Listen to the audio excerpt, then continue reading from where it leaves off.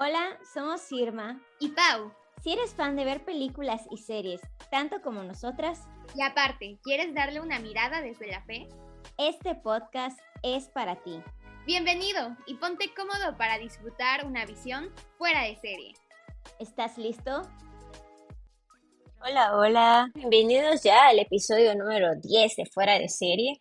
El día de hoy vamos a estar platicando acerca de una película que es súper clásica. Si no la has visto, sí te invito a que vayas, corras y la veas. La puedes ver en Disney Plus. Y estamos hablando de la película de Narnia. El día de hoy, pues esta película la queremos mirar desde los ojos de la fe, viendo cómo esta película se asemeja al Tríodo Pascual. Si tú no has visto esta película, un poco de contexto, son cuatro hermanos que por motivo de guerra se tienen que cambiar de lugar donde viven. En esa casa donde se pasan, el maestro, el dueño de la casa, tiene un armario y es un armario mágico. Y Lucy, Sí, la más pequeña, cuando se esconde, encuentra este lugar adentro del armario que se llama Narnia, ¿no? Entonces, a raíz de eso se desarrolla toda la trama. Entonces, sí te invito de verdad que la puedas ver, pero de todas formas, si te gustan los spoilers, aquí puedes escuchar nuestra reflexión con nuestro invitado súper especial, que nos lo trajimos desde Progreso. El día de hoy tenemos al padre Fernando Pan con nosotros. Bienvenido, padre. Hola, Eremita, ¿qué onda? Después de muchas fechas para organizarnos, se puede dar la oportunidad. Pues me da mucha alegría estar, la verdad que sí, y se hace con mucho gusto. Yo le estaba comentando a Eremita que a veces estoy en la parroquia de Progreso, en la Purísima Concepción, en Progreso. De ordenado sacerdote tengo 3 años y medio, ya pronto vamos a cumplir, en 6 meses más o menos, ya 4 años de ordenación, el 14 de agosto, Wow. 14 de agosto. Yo me ordené en el 2020, para la pandemia. Sí, de hecho yo recuerdo haber visto esa ordenación en las redes sociales. Y también hablando de redes sociales, para los que no lo sepan, el padre Fernando Pan tiene un oratorio virtual junto con el padre Saúl y el padre Mimo Loría y un seminarista, Juan Carlos Gaber, que pues ellos ahí de manera virtual a través de WhatsApp, a través de Spotify, suben unas reflexiones diarias para los que quieran. También ahí pueden buscarlos en Instagram para continuar su formación también. Y pues como les decía, vamos a platicar el día de hoy acerca de Narnia, que no lo mencioné hace ratito que estaba dando como el contexto de la película, pero la verdad es que para mí esa película es súper bíblica. Yo no sé si el escritor Lewis se puso ahí con su Biblia mientras hacía el guión de la película o el libro, pero si comparas, pues con la historia de Jesús, para mí esta figura de Aslan, el león que aparece en la película, para mí es la figura de Cristo, o sea, no hay duda de que es Cristo quien está ahí, que entrega su vida para salvar a los demás. Si bien la profecía habla de cuatro humanos, pero al final el quien termina entregando su vida es Aslan, ¿no? Y bueno, no sé cómo lo veas tu padre. Sí, de hecho, para la cultura de Israel, el león representa al rey de la tribu de Judá y de una u otra manera también es la analogía de Jesucristo, ¿no? Así como encontramos la referencia de Jesucristo como el Cordero. Hay que recordar que en la Pascua se utiliza esta imagen del pueblo de Israel celebrando y sacrificando un cordero, y la sangre del cordero es derramada en las puertas de las casas. Y obviamente el león pues, representa a la tribu de Judá, a este rey que viene a salvarnos, a este rey que viene a dar gloria. Y me llamó la atención, fíjate, porque es muy padre el escenario. Yo les digo a las personas que a veces nuestra vida espiritual son como las estaciones. A veces estamos en la primavera, nuestra vida está brillando, está renaciendo, estamos como flores, ¿no? Brotando la vida. A veces estamos en otoños o inviernos, ¿no? Y la película inicia con una temporada Fría, ¿no? muy fría, pero muy interesante porque aunque estaba recordando, obviamente cuando era adolescente yo vi esta película y estaba recordando las escenas. Se da en el contexto, pues, de la nieve, ¿no? O sea, pero una nieve que al fin de cuentas es muy fría, hablando metafóricamente, porque se le había robado la ilusión, ¿no? A este lugar llamado Narnia, porque se había robado la ilusión por esta famosa bruja, La Hades. bruja de las nieves.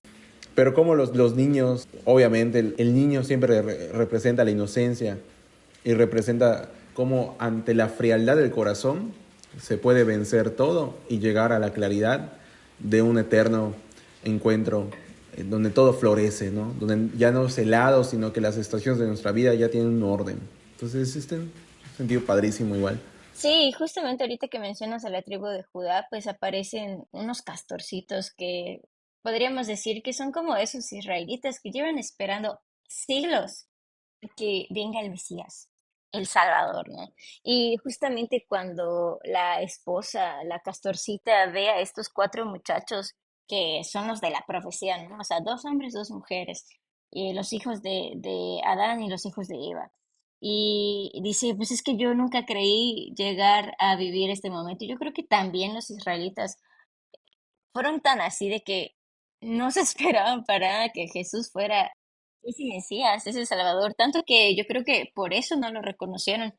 Pero pues la castorcita y el castor, en cambio, sí lo Oye, reconocen. y eso nos puede pasar en nuestra vida porque yo la verdad, te voy a ser así muy, muy sincero. Hoy tuvimos un encuentro con padres aquí en Mérida y estábamos platicando los padres y yo les compartía que dentro de las muchas situaciones que hoy yo estoy viviendo como sacerdote es a aprender a confiar en el Papa. Ya ves que actualmente se ha sacado un documento sobre las bendiciones y ha habido un revuelo. Y tal vez estamos como en esa expectativa de que alguien nos diga palabras, ¿no? De que alguien nos aliente. Si queremos encontrar a Jesucristo tenemos que ver los signos de los tiempos y tenemos que orar. Y hay por ahí una frase muy importante, ¿no? El que es obediente nunca se equivoca. Y la obediencia es saber que es el sucesor de Pedro y que nos está invitando a una sensibilidad que no está faltando al magisterio, sino que es una sensibilidad hacia una porción muy importante de nuestro pueblo, pues nos hace abrir horizontes. Yo creo que tal vez pues todas esas personas que esperaban que el invierno eterno se acabara, pues que querían confiar en alguien y llegaron estos personajes que les abrieron horizontes nuevos, ¿no? Sí, totalmente. Y pues ahorita que mencionas justamente lo de la obediencia, pues a uno que le costaba justamente eso era a Edmund. Edmund, ¿cómo le molestaba tener que obedecer a su hermano, que casualmente también se llamaba Pedro? O sea, ahí Lewis ya, se le estaba volando, ¿no? Dijo, ¿a quién hay que obedecer? A Pedro. Y pues, o sea, realmente esto que estamos viviendo de la obediencia del Papa y la obediencia a la Iglesia y como laicos a lo mejor la obediencia a los mandamientos de Jesús, o sea, hay que confiar de verdad que todo lo que está ahí en la Iglesia, todo lo que está en el magisterio, todo lo que está en la Biblia pues es justamente inspiración del Espíritu Santo, así como lo que el Papa menciona. O sea, el Papa, yo estoy segura que el Papa no se levanta y dice, "Ah, voy a hacer esto", sino que es algo que va orando, discerniendo. Y nosotros como laicos y ustedes como sacerdotes, pues también debemos de confiar y tener esta obediencia, tanto en el Papa como en la Iglesia.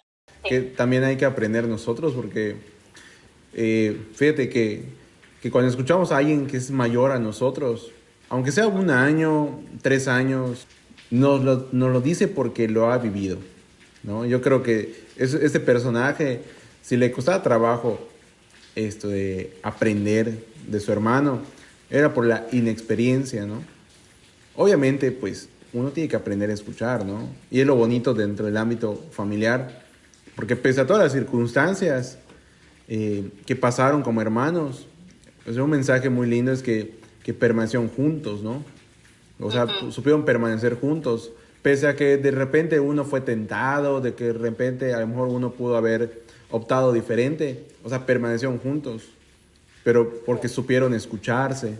Y eso también puede representarnos a nosotros como comunidad, ¿no? Porque podemos El tener... ejercicio de la sinodalidad, ¿no? Sí, eso creo que el Papa ha querido dar un paso muy importante, ¿no? La sinodalidad, aunque tal vez hayan voces que de repente digan, no, es un paso muy atrevido o es algo muy complicado, pues se escucha también la voz de un pueblo. Qué bonito, y justo creo que ahora que mencionan lo de la sinodalidad, que es algo que pues nuestra iglesia nos ha estado repitiendo a través del Papa, ¿no? Este ejercicio de saber escucharse, de preocuparse por el hermano que está ahí perdido, como pasa con Edmund, ¿no? O sea, de saber que hay alguien que está ahí, que no le está pasando bien, que pues en este caso con Edmund, ¿no? O sea, que se quedó atrapado con la bruja y pues yo como hermano preocuparme de la persona que no está cercana, de la persona que no le está pasando tan bien. Y pues así como los hermanos que deciden quedarse pues justamente por Edmund para salvarlo, no tanto como para cumplir la profecía, sino para ayudar al hermano que está alejado, pues también como iglesia debemos de hacer eso. Y Y, justo, o sí, sea, en ese aspecto me llama la atención, por ejemplo, que ellos no miden el tiempo. Es ujú, decir, ellos entran eso es un dato. y no miden el tiempo necesario para que toda aquella misión se pueda realizar. Pero es muy interesante porque cuando salen de ese tiempo, el tiempo de ellos, digámoslo así, del mundo real, pues no ha pasado. O sea, ha pasado que una hora, un minuto. Y el mundo de Narnia se ha desarrollado. Por ejemplo, esto nos puede ocurrir porque nos pasa y decimos, no, es que tal persona que quiero o no va a cambiar, o tal persona que yo estimo mucho de mi familia, mi papá, mi mamá, mi hermano, de repente tiene ideas, pensamientos de esta forma, es muy agresivo conmigo en la fe, o de repente le cuesta trabajo comprender esto, llámese cualquier situación que esté viviendo, y que de repente nos toca, inclusive a nosotros, vivir esos lugares en donde nos encerramos en una idea y pensamos que lo mejor es lo que estamos viviendo. Pero qué bonito cuando la comunidad no está pensando en su tiempo, sino que piensa en el tiempo eterno. O sea, está pensando de que no importa cuántas veces sea necesario que yo te escuche, lo importante es que tú vivas el tiempo eterno, o sea, la eternidad. Entonces eso Qué bonito. es muy padre. Fíjate, en el seminario había un director espiritual que nos decía, no importa cuántas veces vengas a confesarte de lo mismo, lo importante será que vivas la eternidad. Y así también cada uno de nosotros, porque puede ser una tentación de decir, ah, lo que estoy viviendo en ese tiempo es tan repetitivo que ya no vale la pena decirlo. O sea, Seguir confesándome, ¿no? ajá, exactamente, o sea, porque es un tiempo ya desgastado, o sea, es un tiempo que ya no vale la pena. Y no, es donde hay que echarle más ganas, porque si nos dan ese tiempo es para vivir la eternidad, ¿no? Y es lo que pasa en Narnia, ¿no? De una otra manera, se permite ese desfase de tiempo para que se pueda vivir una eternidad, ¿no? Que es lo que está narrando este mundo, que puede parecer como una utopía, pero al fin de cuentas es un orden trascendente, ¿eh? Yo pienso que es un orden que va más allá de lo que ellos pueden comprender. Wow, sí, la verdad que fuerte esto del orden y lo de los tiempos, ¿sabes? Yo ni siquiera había pensado en algo así, pero totalmente, y ahora que mencionas, pues esto de la confesión y hablando también de la tentación, pues justamente a quien llegan y tentan y que por eso termina pues apartado y ahí pues encarcelado o atrapado en el Reino de las Nieves, pues es Edmund que llega y cuando llega a Narnia y se encuentra con la bruja, con la Reina de las Nieves, lo primero que sucede es la tentación, que ella llega y la verdad es que lo que ella quiere es matarlo, o sea, apenas lo ve y reconoce que es un hijo de Adán. Ella conoce la profecía y ella sabe que a través de los hijos de Adán va a llegar pues esta como salvación o liberación de la opresión que ella estaba teniendo en Narnia. Y lo primero que quiere es matarlo. Pero se calma o sabe cómo manejar la situación y en vez de hacer eso, pues llega la tentación. Lo sabe manipular, lo sabe manejar, le ofrece lo que él quiere, que en este caso primero le ofrece como unos dulces, ¿no? Y luego se da cuenta que a lo que a él más le gusta es el poder, el no tener que obedecer a nadie, el no tener que seguir reglas. Y a través de eso le llega. Y justo lo hace como manipulación para que lleve a sus hermanos al reino y así no solo atrape a uno, sino atrape a los cuatro. Y así es la tentación con nosotros. Al final de cuentas, pues sabe perfectamente el demonio cómo llegarnos, sabe cuáles son nuestras debilidades, sabe cuál es nuestro pecado recurrente, sabe cuál es el pie del que cojeamos y a través de ahí llega y la tentación no duerme, la tentación no descansa, está en las redes sociales, está en todas partes, ¿no? Entonces, creo que sí hay que tener cuidado con eso y saber si lo que estoy viviendo en este momento es una tentación. Sí, o sea, pues a Edmond lo buscaron muy fácilmente por esas golosinas, ¿no? Y habría que Ujú. preguntarnos en nuestra vida cuáles son esas golosinas, ¿no? O sea, de qué nos gusta a nosotros llegar y picar y decir, bueno, lo puedo hacer y no me pasa nada, porque también es muy importante eso, ¿no? No es que vivamos con nuestras miles de medallas de San Benito, rodeados de que nada nos pase nada. Pero tenemos que aprender a Que no sea agua escuchar bendita. de que, exactamente, tenemos que aprender a escuchar, o sea, por dónde, qué me engolosina, qué me encanta, qué me fascina, porque a veces de esos momentos que tal vez llega la fascinación, esos encantos, también uno tiene que aprender a discernir dónde a lo mejor pues me puedo ir olvidando, ¿no? Y por eso es muy importante escuchar a las voces de afuera, porque esas voces nos permiten escuchar lo que nosotros no escuchamos, mirar lo que nosotros no vemos y sobre todo contemplar lo que tal vez dejamos de mirar, dejamos de ver. No nos gustan esas voces, obviamente no nos gustan. ¿A quién le gusta que de repente te digan, oye Irma, oye Fernando, esto? Claro que nos chocan. Pero pues la verdad son voces que hay que apreciar con todo el corazón porque nos ayudan a crecer. Hay que estar atentos porque de repente es más fácil encerrarnos en nuestro caparazón y ser como el armadillo, ¿no? Decir, no, o sea, Nadie me puede decir nada. o sea, exactamente, nadie me puede tocar, yo me guardo en lo que sé y de ahí nadie me quita. Ujú. Y de hecho, pues algo así estaba pasando con Edmund, ¿no? O sea, a mí no me vas a decir nada, a mí no me vas a decir qué hacer, o sea, yo voy a hacer lo que yo quiera. Y pues esa conducta o ese tipo de pensamiento es lo que termina haciendo que se quede encerrado. Pero al final, cuando tiene su diálogo con Aslan, cuando ya están en la guerra, le dice a Aslan justamente como, oye, ¿sabes qué? Yo no puedo permitir que toda esta gente muera por mí. Entonces, por algo que yo hice.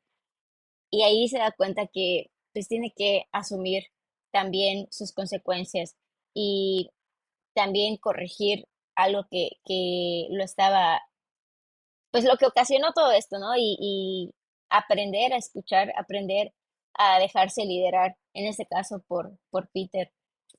Pues ese chavito, si bien había cometido el error de ser encantado y dejarse llevar por lo que fue más fácil y sencillo, o sea, también nos puede representar de que al fin de cuentas lo que parecía maravilloso y bien dejó de serlo y se encontró con la esclavitud. Y si bien Ujú. él podía vencer la esclavitud porque era sumamente inteligente, porque al fin de cuentas también él pudo haber ingeniado la manera de escapar, como el miedo nos deja solos, porque así lo hemos deseado y querido, y cómo el miedo Ujú. nos imposibilita para pensar en otras opciones. Pero es ahí donde Correcto. actúa la gracia, ¿no? Y la gracia es saber que somos una comunidad y que si hay otro que está viviendo esa esclavitud, porque tal vez nadie le ha mostrado que puede ser libre, es donde también la gracia actúa. Hay una frase que en la teología es, ¿no? La salvación es personal, pero también es comunitaria, ¿no? Y siempre las Sagradas Escrituras, si te das cuenta, Ermita, siempre pone ejemplos comunitarios. Siempre pone ejemplos comunitarios. Por ejemplo, esos leprosos que fueron curados y solamente uno regresa a dar gracias. El hijo pródigo, una familia, y el hijo que regresa a casa. Hablando también de Marta, María y Lázaro, está hablando en torno a una familia. O sea, siempre Jesús actúa de manera comunitaria para que se den respuestas individuales, ¿no? Sí, y justo como dices ahora, no nos salvamos solos y tenemos que ayudar a que otros se salven, como dice la canción de Hakuna, ¿no? De ti dependen que entren cientos al cielo. Y a veces dudamos de nuestras capacidades para poder hacer eso. No es que seamos así como, wow, o sea, por ti entraron 50,000 personas, sino por la gracia de Dios que te utilizó como herramienta, eso lo sabemos. Pero a veces dudamos de esas capacidades que Dios ha puesto en nosotros para que otras personas conozcan y se acerquen a Dios. Y así le pasó a Peter, o sea, ya cambiando de hermano, ya no hablando de Edmund, hablando de Peter, y duda de sus capacidades cuando le pide a Aslan de que lo ponga, que él lidere la batalla. Y le dices que Aslan, tú no sabes, o sea, no me conoces. Yo no soy capaz de esto que me estás pidiendo. Y Aslan es pues como Cristo, ¿no? Lo mira y, o sea, sí, sí sé quién eres, sí sé de lo que eres capaz. Y eso nos lo dice no solamente a nosotros, o sea, lo podemos ver en la Biblia un montón de veces, en Jeremías, en Moisés, en miles de personas que le han dicho a Dios, es que, no, Señor, yo no puedo con esto que me estás pidiendo. Y, y es Cristo mismo o Dios en la figura del Padre que nos dice, sí, sí puedes con esto. Y por eso te lo estoy pidiendo. Y por eso necesito que lideres en esta parte, que asumas estas responsabilidades. Creo que la gente ya no quiere asumir responsabilidades en la iglesia. No sé cómo lo ves. Sí, y que esas mismas capacidades, Irma, son las que en ocasiones nos cuestan más trabajo ejercer. Estaba viendo un reel en Instagram de unas entrevistas muy buenas, a ver si te los mando después, que le hacen a Benedicto XVI. Claro, él era todavía obispo. La entrevistadora en italiano le pregunta que si ha tenido crisis en su vida. Y él dice, sí, se queda callado un momentito y dice, sí, he tenido 2 crisis vocacionales en mi vida. Dice, la primera es que yo quería ser teólogo. Desde joven yo quería ser teólogo. Pero cuando entré al seminario y me di cuenta que el ser sacerdote no solamente es ser teólogo, sino que el sacerdote tiene que ser un pastor, tiene que optar por el celibato, tiene que aprender a formar una familia que es la iglesia, tiene que aprender a ser pastor, a estar en una comunidad. Fue un momento de crisis para purificar pues, esa intención, pues tal vez de ser teólogo, para abrazar un sacerdocio común, porque uno puede ser teólogo, puede estudiar teología, pero no tiene que ser sacerdote. O sea, ¿a qué va con esto? Que a veces lo que nos puede causar crisis va a ser un llamado de Dios que va a purificar para una misión. Porque ¿quién iba a pensar que este hombre, que le costaba trabajo asumir un sacerdocio de pastor, Dios lo iba a llamar para ser el Papa, o sea, exactamente, ¿no? O sea, Dios en su crisis lo fue preparando para ser pastor de una gran comunidad, ¿no? ¿Y qué comunidad, no? O sea, este mundo, nuestra tierra. Las crisis nos preparan para una misión. Y fue lo que le estuvo preparando a este joven, ¿no? En medio de sus crisis, le estaba preparando a una gran misión, que en el momento no la vemos, pero en el paso del tiempo, Dios se mantiene fiel. Pues es que Dios es fiel a sus promesas siempre, ¿no? Lo dijo, lo selló en las alianzas y nos lo repite siempre. Y pues bueno, continuando igual con esta temática de Narnia, algo que comentamos desde el principio era que queríamos platicar sobre el tríodo pascual, ¿no? Y vemos esta entrega de Aslan. Y comenzando, por ejemplo, este diálogo que tiene Aslan con la bruja. empieza y le dice como, bueno, para mí es como muy, muy comparativo con la tentación de Jesús en el desierto. Y el otro día, algo igual que me llamó mucho la atención, no sé si me lo contaste tú o lo escuché en alguna homilía, no recuerdo dónde lo escuché, pero un sacerdote decía que el Papa siempre dice que no debemos dialogar con el maligno, ¿no? ¿Fuiste tú? Fíjate que creo que sí, te lo estaba comentando la otra vez. Y de hecho, bueno, a mí me gusta mucho escuchar las homilías de otros hermanos presbíteros. Y ayer un padre decía algo similar, pero me gustó mucho su enfoque porque dijo, con la tentación hay que aprender a escucharla y con el pecado no hay que atenderlo, no hay que escucharlo. Porque es un tema muy interesante, ¿no? Porque la tentación se nos presenta como la mayor riqueza de nuestra vida, pero también como aquella puerta que si la abrimos y la direccionamos hacia un lugar que tal vez no nos ayuda a crecer, pues podemos destruir, ¿no? O sea, por ejemplo, los hermanos de Narnia, todos ellos tienen virtudes. Creo que la niña es la que como que equilibra. Lucy. Sí, sí, es la más inocente. Pero los demás, los tres hermanos, los otros tres tienen actitudes que dices, oye, son como que muy egocéntricos o muy centrados en sus criterios y no se escuchan entre ellos. Pero esa es la tentación, ¿no? Cuando tú solamente escuchas una voz y la direccionas hacia aquello que tú crees que más conviene, si es algo virtuoso, excelente, ¿no? Pero si es algo que tal vez puede ser algún vicio, pues cuidado, ¿no? Entonces la tentación hay que aprender a escuchar y en la parte de la película cuando este hombre, que creo que representa la Navidad, le entrega a cada uno de ellos tres herramientas e instrumentos para la batalla, para el combate, les dice esto, ¿no? Son instrumentos, o sea, son instrumentos para su vida.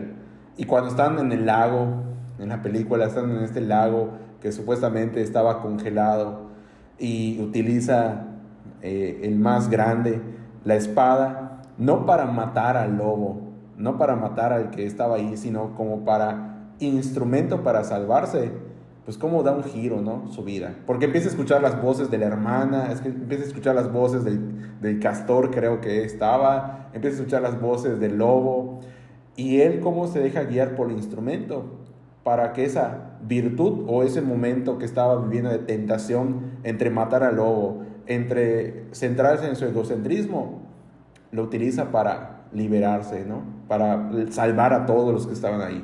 Justo creo que es lo que decía el Papa Francisco, ¿no? Que Jesús no se pone a conversar con la tentación, sino que él responde con las escrituras.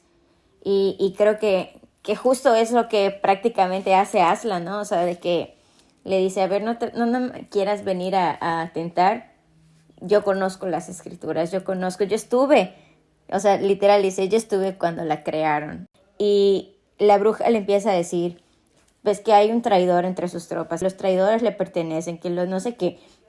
Y Aslan le contesta de que, a ver, o sea, yo también quiero entregarme por ellos, o sea, yo decido sacrificarme por todos, hasta por los traidores. Y pues, o sea, Jesús también. O sea, Jesús en la última cena, él ya sabía que Judas lo había entregado. Ya sabía que Judas lo había vendido. Ya sabía que Pedro lo iba a negar 3 veces. Y aún así, bajarse, lavarle los pies, entregar su vida, o sea, tener ese momento de amor con ellos.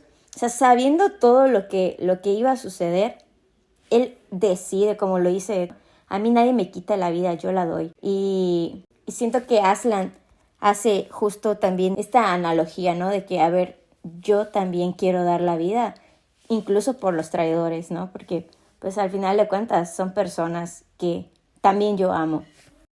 Claro. O sea, y fíjate que son uno de los puntos que a veces hoy día son difíciles de comprender, porque vivimos tan encerrados en nuestros proyectos que a veces dejamos de pensar que el proyecto de nuestra vida, al fin de cuentas, tiene que ser recíproco para los demás. O sea, al fin de cuentas, toda nuestra existencia, toda nuestra vida está llamada a darse a los demás. Hoy pensamos mucho en mis proyectos, en mis sueños, en lo que yo quiero realizar, en lo que yo quiero hacer. Pero como Aslan, en el tiempo maduro de su vida, de su existencia, puede entender que la muerte, pues al fin de cuentas no es la última morada en su vida, sino que va a ser el instrumento para vivir un mundo mejor, ¿no? O sea, para abrirnos a un reino más amplio, o sea, más eterno, más allá de la realidad que están viviendo en ese momento, que está interesantísimo, ¿no? Porque mientras empiezan a caminar por el bosque, se empieza a vislumbrar esa primavera, o es ese momento donde todo empieza a retoñar. O sea, mirar que ese invierno que a veces tiene nuestro corazón, o esos momentos helados, tan solo pueden abrirse cuando somos capaces de darnos a los demás. Y es bien fuerte, justo en el episodio anterior de la Sociedad de la Nieve también hablábamos de eso, o sea, como la importancia de entregar tu vida, entregarte a los demás, o sea, darse. Y justo siguiendo la línea de esta película de Narnia, llega un punto en el que está Aslan y empieza a caminar como un desierto, diríamos, ¿no? Camina su Getsemaní, les dice, me gustaría un poco de compañía. Y siento que es como esta vez cuando Jesús le dice a sus discípulos, no se duerman, vamos a orar, ¿no? Acompáñenme en oración. Dice primero, necesito compañía, y luego dice, a ver, bueno, a partir de ahorita necesito estar solo, porque lo que sigue solo yo lo puedo hacer. Y empiezan a gritarle también, luego lo afeitan. Para mí el que como que afeiten, o sea, que rasuren al león, es como despojarlo de sus vestiduras, ¿no? O sea, como arrancarle la ropa, arrancarle esta dignidad. Y lo hicieron con Cristo, ¿no? Le arrancaron su ropa, le escupieron, le gritaron. Literal hay una escena donde el león está caminando, o sea, Aslan está caminando y unas criaturas así horribles le empiezan a gritar y le empiezan a decir de cosas. Y, o sea, yo creo que de verdad eso fue lo que ocurrió justo pues en el Vía Crucis, ¿no? Cuando Cristo empieza toda esa parte de su camino hacia la cruz, todos esos rostros que, si bien Jesús tenía el rostro desfigurado por los golpes que le estaban dando, yo creo que las personas que estaban ahí gritándole y faltándole el respeto tenían no solo el rostro, sino el alma, o sea, desfigurada por el pecado, ¿no? Y está muy fuerte esa escena, de verdad. ¿Sabes qué? La bruja empieza a celebrar porque cree que lo mató, que ganó la batalla. Esa parte sí siento que es muy fuerte de ver cómo maltratan a Aslan y cómo su actitud sigue siendo la misma actitud de calma, de saber que lo que está haciendo pues tiene un sentido. Y como Jesús, ¿no? Que nunca perdió los estribos. O sea, él sabía que lo que estaba haciendo lo tenía que hacer y era por amor. Claro. Como cuando Jesucristo es abucheado, es llevado a la cruz, en estas imágenes, fíjate que hay muchos estudios donde muestran cómo fue verdaderamente ese camino a la cruz, cómo había una recreación, hasta que está de moda la inteligencia artificial. Un arqueólogo una vez posteó como una especie de simulación de lo que fue el camino al Gólgota. Y es interesante porque nosotros lo ejemplificamos y pensamos que fue un camino, digámoslo así, más o menos ordenado. Pero realmente el camino al Gólgota fue una muchedumbre, un montón de personas rodeando a un hombre cargando una cruz, ¿no? Claro, nosotros cuando vemos la película de la Pasión, que creo que es la que más nos da signos, vemos como un camino semiordenado, ¿no? Como que un derrotero, como que gente a los lados, o como lo que suelen hacer en muchas parroquias, ¿no? Cuando hacemos el Vía Crucis. Ajá, como un camino semiordenado, pero como simulaba y decía, no, es un camino donde todos entraban y se desquitaban. Por eso Jesucristo toma la imagen del cordero sacrificado, porque es el cordero que es llevado al matadero. Es un cordero donde el pueblo de Dios está haciendo de él como el chivo expiatorio, ¿no? O sea, no sé si sabías esto, que los judíos tenían una costumbre de que para purificarse de ciertos pecados o ciertos males de la comunidad, pues por medio de un cabrito, pues ahí se descargaban, por así decirlo, y el cabrito era amarrado y llevado al desierto como para morir. Entonces de ahí viene la famosa frase, ¿no? El chivo expiatorio, decimos, donde aquella persona que a lo mejor no tiene culpa de nada, pero le caemos, ¿no? Como que le decimos, no, tú eres el culpable. Y aunque la persona no haya hecho nada, la sociedad le cae, como si fuera así lo que desajena nuestra responsabilidad. Bueno, es interesante cómo Jesucristo es llevado desde ese punto de vista, ¿no? Como ese lugar en donde el mal se convierte en una voz comunitaria, pero que al fin de cuentas, esa voz comunitaria del mal, para aquellos que creen, se convierte en una convicción de decir, Él verdaderamente es el Hijo de Dios. Por eso, para mí es impresionante mirar que está María, Juan, algunas cuantas mujeres y el centurión, que son algunos cuantos de los cientos que estaban, que perseveraron. Y que al final, hasta el ladrón que estaba en la cruz crucificado también supo reconocer, ¿no? Por eso el que actúa con rectitud, aun con las adversidades, será una claridad en medio de todos los ruidos, aun con esos cientos de voces. Son cientos de ruidos, siempre aquellos que perseveran o son rectos de corazón, ahí están, son pequeñas luces, ¿no? Qué fuerte.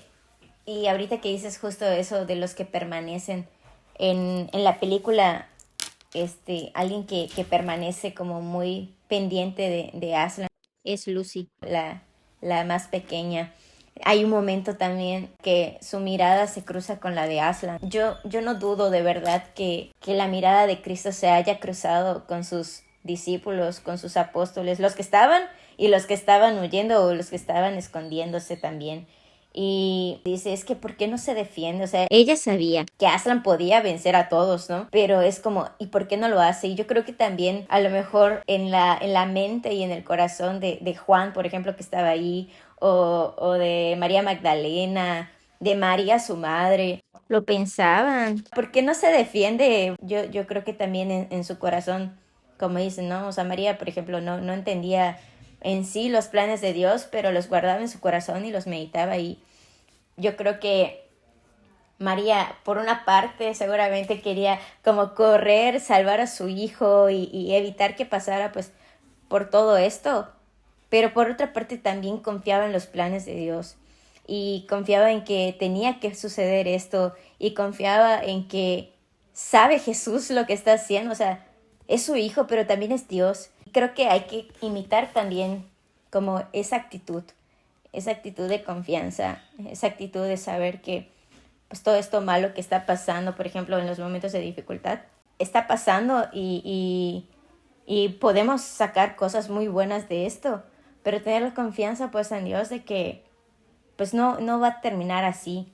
O sea, el mal nunca va a tener la última palabra si perseveramos, como tú dices.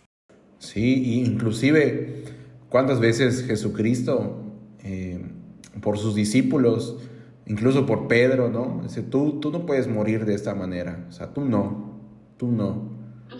Entonces, ¿cómo las voces inclusive de los que están cerca para Jesucristo son unas voces que les recuerdan que la convicción de entregar su vida es una convicción que tiene que ser, al fin de cuentas, testimonial? Y si Aslan es capaz, aún con su poder, con todo lo que tenía, de liberarse del mal que iba a sufrir, como también para ellos es un testimonio, porque al fin de cuentas es un emblema, es un signo de lo que representa la sociedad de Narnia. ¿Qué tanto valdría la pena a nosotros darnos cuenta de que nuestra vida es testimonial? O sea, que no lo hacemos para que nos vean, sino que hay ciertas cosas que llevamos con vasijas de barro, ahí estoy pensando en comida, en vasijas de barro, que que ahí están y que sabemos que son nuestros dolores y sabemos que son nuestras grandes promesas, pero que al fin de cuentas son para ofrecerlas y llevarlas como los grandes dolores o los grandes momentos de gloria de nuestra vida, que nos ayudarán a que los otros den testimonio.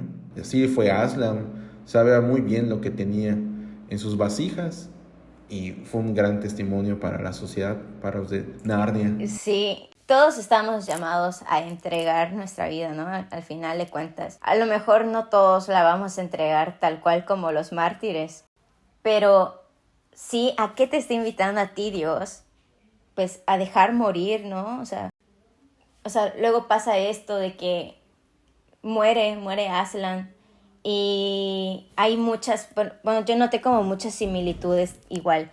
Dice que a Aslan lo llevan a una piedra. Hay un momento en la que esa piedra se rompe en dos. Y cuando Cristo muere, también dicen que el velo se rompe en dos, ¿no? El velo del templo. Que, bueno, yo investigué un poquito y decía que ese velo antes de Cristo representaba, o sea, lo gruesa y pesada que era la división entre Dios y los hombres a causa del pecado.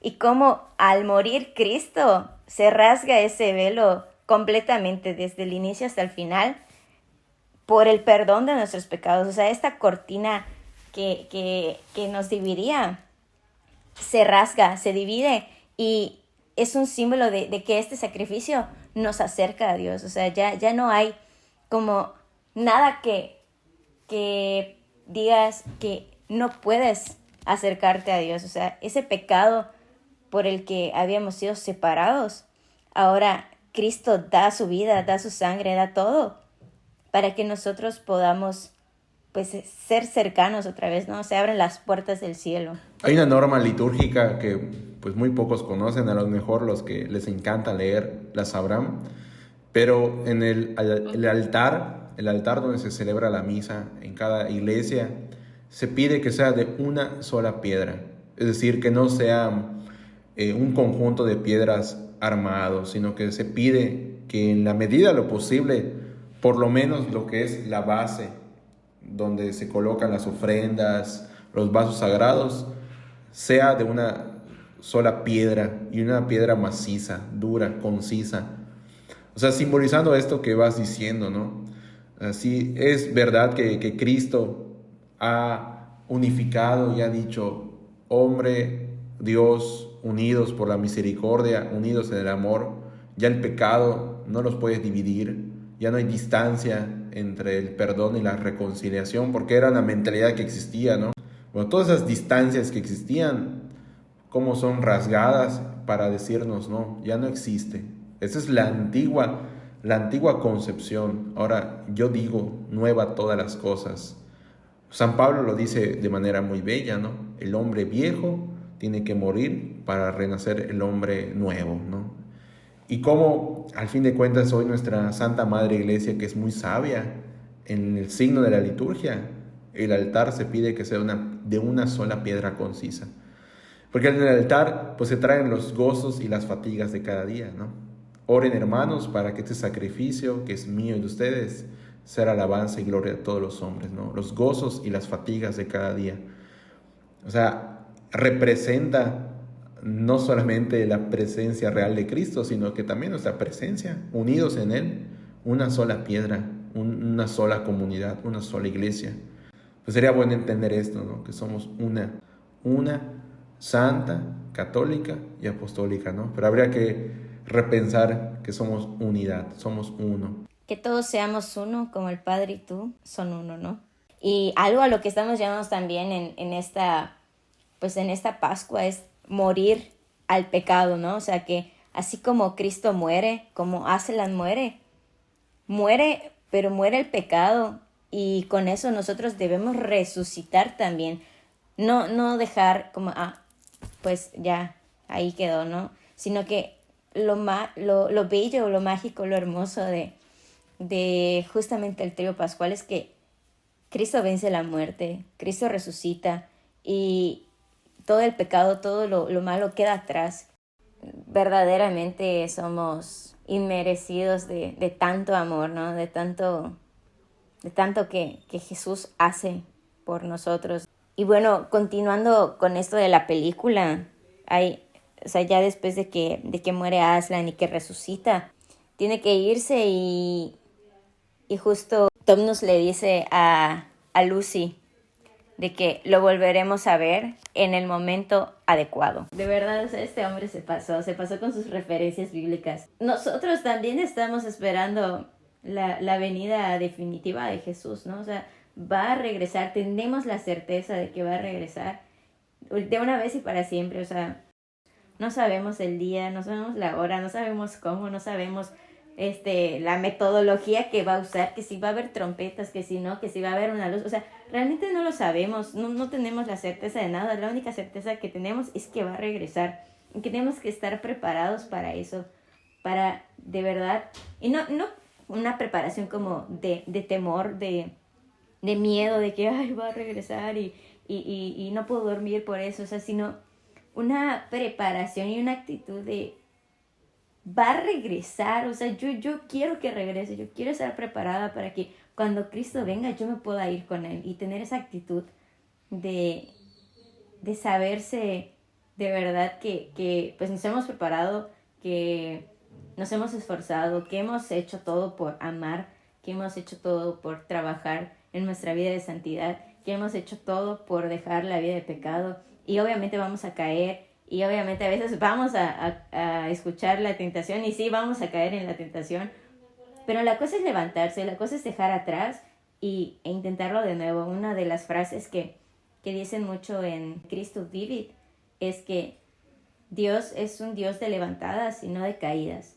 O sea, Dios no va a estar contando cuántas veces le fallamos, no va a estar contando cuántas veces caímos, no va a estar contando cuántas veces lo negamos, no va a estar contando cuántas veces lo abandonamos, sino va a estar viendo cuántas veces lo hemos amado, a través de nuestros hermanos, a través de nuestros amigos, a través de nuestros enemigos. O sea, ¿cuánto amaste?